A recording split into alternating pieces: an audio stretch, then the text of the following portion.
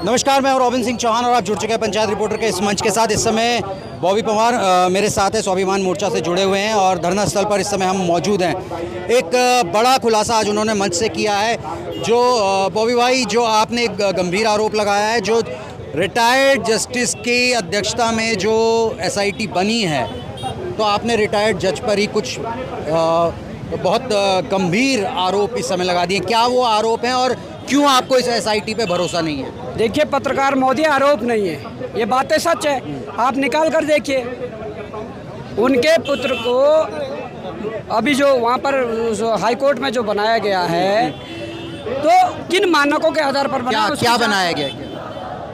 वहाँ पर जो वो क्या बोलते हैं, महाधिवक्ता बने हैं, एडिशनल महाधिवक्ता, अपर महाधिवक्ता बनाया गया है। तो मैं चाहता हूँ कि उसकी भी मानकों के हिसाब से जांच हो। जो भाजपा कनेक्शन है कि परिवार के जो इनके भाई है वो भाजपा के पदाधिकारी रह चुके हैं, जो इनके अभी भतीजे हैं सगे, वो जिला पंचायत अध्यक्ष हरिद्वार में है, भाजपा के हैं। अपने आप भी वहाँ से आने के बाद ये सरकार में रहे हैं, किसी विभाग के हो, तो ये सारी चीज़ें हैं। मुझे नहीं लगता कि ये बिल्कुल स्वतंत्र उस तरीके से चीज़ें कर पाएंगे जिस प्रकार से होनी है। पर सवाल आज भी यही है कि अगर युवा CBI मांग रहा तो SIT क्यों दी जा रही? मेन बात है। आप ये भी कह रहे हैं कि CCTV कैमरे के बारे में आपने मंच से बोला है, वो क्या संदेह है आप लोगों का? जब CCTV कैमरे जिन स्कूलों में थे, उन स्कूलों में कागज़ लगा दिए गए और बंद कर दिए गए। तो मैं ये पूछना चाहता हूँ कि CCTV कैमरे बंद क्यों हुए? ये और आयोग कहता है, आयोग नहीं कहता है। जब हम एक पोस्ट डालते हैं, विकास नगर का एक स्कूल कहता है कि हमने अपने कैमरे बंद किए, आयोग ने अपने कैमरे लगाए। तो मैं कहता हूं कि आयोग अपने कैमरे बताएं कि कितने कैमरे लगाए। 450 सेंटर थे, एक सेंटर में 10 से 20 रूम थे। तो मैं चाहता हूं कि इस बात का जवाब दे, जबकि कैमरे आयोग लगाता ही नहीं है। सीधा एग्जाम्पल है। और इसी के पीछे ये सबसे बड़ी साजिश है कि नकल करवाई गई, पेपर लीक करवाया गया, और अब उसको बचाने के लिए कभी हरिद्वार से बसें भर के ला रहे हैं, कभी रुद्रप्रयाग में DM को ज्ञापन दे रहे हैं। तो ये सारी चीज़ें। एक मामला और भी है जो सोशल मीडिया में, जिसको आप लोगों के खिलाफ यूज़ किया जा रहा है, जैसे जो आज़ादी वाले नारे लगे हैं और ये कहा जा रहा है नेपाल बना देंगे, जेन ज़ी वाला जो मामला है, वो तो यहाँ पे ऐसा प्रचारित किया जा रहा है कि ये बहुत बड़ा कुछ जो बेरोज़गार संघ है या आप लोग हैं, बहुत कुछ अराजकता फैला देंगे। लेकिन आज खुद SSP आकर यहाँ पर कह रहे हैं कि इतना शांतिपूर्ण आंदोलन तो उन्होंने अपने कॉलेज के ज़माने में नहीं देखा। ये देखिए, जो आरोप लगाए जा रहे हैं, आज ऑफिशियल हो गया बयान, SSP का ऑफिशियल बयान है कि ऐसा शांति आंदोलन हमने देखा नहीं। दूसरी बात है, अगर आज़ादी के नारे लगे तो अगर उसे कट पेस्ट चलाओगे तो भाई कुछ भी वर्णित हो सकता है। उस महिला ने कहा हमें पेपर लीक से आज़ादी चाहिए, हमें परीक्षा माफिया से आज़ादी चाहिए, हमें भ्रष्ट तंत्र से आज़ादी चाहिए, हमें धामी के इन ठेकेदारों से आज़ादी चाहिए। क्या गलत कहा है? और दूसरी बात यह है कि इस प्रकार से जो धार्मिक उन्माद फैलाने का जो पहला व्यक्ति है, वो अगर कोई है तो इस प्रदेश का मुख्यमंत्री है, जिन्होंने नकल जिहाद का इसे नाम दिया है। अगर कल के दिन प्रदेश के भीतर कोई भी धार्मिक उन्माद होता है तो इसका पहला आरोपी उत्तराखंड का मुख्यमंत्री पुष्कर सिंह धामी है। अगर हमें न्यायालय की शरण भी लेनी पड़ी, व्यक्तिगत पार्टी बनाया जाएगा मुख्यमंत्री धामी को हाई कोर्ट या सुप्रीम कोर्ट में, क्योंकि ये वो व्यक्ति है जिन्होंने नकल जिहाद के नाम पर धार्मिक उन्माद फैलाने के लिए पहला प्रयोग किया।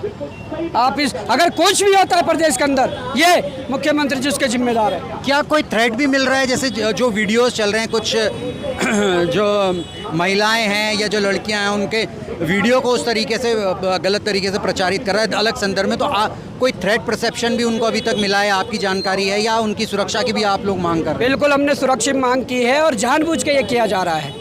यही SSP आज यहाँ आए थे, एक वसूली अभियान मोर्चा करके पेज चलता है, वो इनके पास दे रखा, वो उसको ट्रेस नहीं कर पाए, और वो ट्रेस कर लेंगे कि कहाँ से पेपर बाहर आया, किन किन तक पेपर गया। ऐसा संभव है?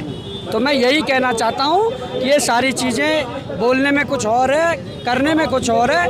मैं चाहता हूं कि युवाओं की मांगों को माना जाए। अगर नहीं माना जाएगा तो ये आंदोलन दिन प्रतिदिन बड़ा होता जा रहा है और आक्रोशित होता जा रहा है। बहुत बहुत धन्यवाद बॉबी भाई। तो ये बॉबी पंवार जी थे जो बता रहे थे कि जिन्होंने एक बड़ा महत्वपूर्ण मसला उठाया है कि जो एसआईटी जांच की है, जो पूर्व जस्टिस हैं उनकी अध्यक्षता में, लेकिन उनका जो बीजेपी कनेक्शन है वो साफ तरीके से आज जो है इस धरना स्थल पर उजागर कर दिया गया है। फिलहाल इस वीडियो में इतना ही। नमस्कार। देखिए, ये हमारे जितने भी छात्र छात्राएं हैं ये हमारे ही आमजन हैं और हमारी प्रशासन, राज्य सरकार, ऑनरेबल सीएम जो यूथ है, यूथ के करियर को लेकर बहुत संवेदनशील है। अभी पिछले 3 साल में, 4 साल में हमारी 25,000 भर्तियां हुई हैं विभिन्न विभागों में और सभी पारदर्शी हुई हैं। ये इसका प्रतीक है कि जो गवर्नमेंट है वो हर मीन्स एम्प्लॉय कर रही है कि फ्री एंड फेयर वे में उनके करियर को अंजाम दिया जाए।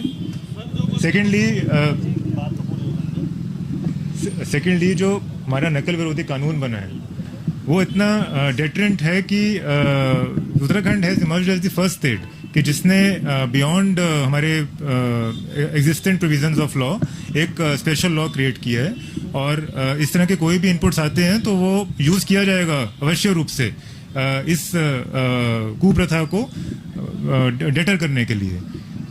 थर्डली, हमने यहाँ पर जो अभी प्रोटेस्ट हमारे छात्र छात्राएं कर रहे हैं उनको यही समझाने का प्रयास किया है कि जो उनकी तरफ से इनपुट था, हमारी जांच एजेंसियों की तरफ से जो भी प्रिलिमिनरी इन्वेस्टिगेशन की गई थी उसमें ऑलरेडी जो ड्यू एक्शन था लॉ का वो लिया जा चुका है और आगे हमने सिर्फ उसी सेंटर तक कन्फाइन नहीं रखी जांच को, पूरे प्रदेश के हर एक सेंटर तक उस जांच को, उसका जो दायरा है वो बढ़ा दिया गया है और जो हमारी एसआईटी स्पेशल टीम गठित की गई है उनको सुपरवाइज करने के लिए as a confidence building measure के हमारा एक सेंस ऑफ फेयर प्ले दिखे, उसके लिए एक हमारे ऑनरेबल रिटायर्ड हाईकोर्ट जज को चेयरमैन भी नियुक्त किया गया है।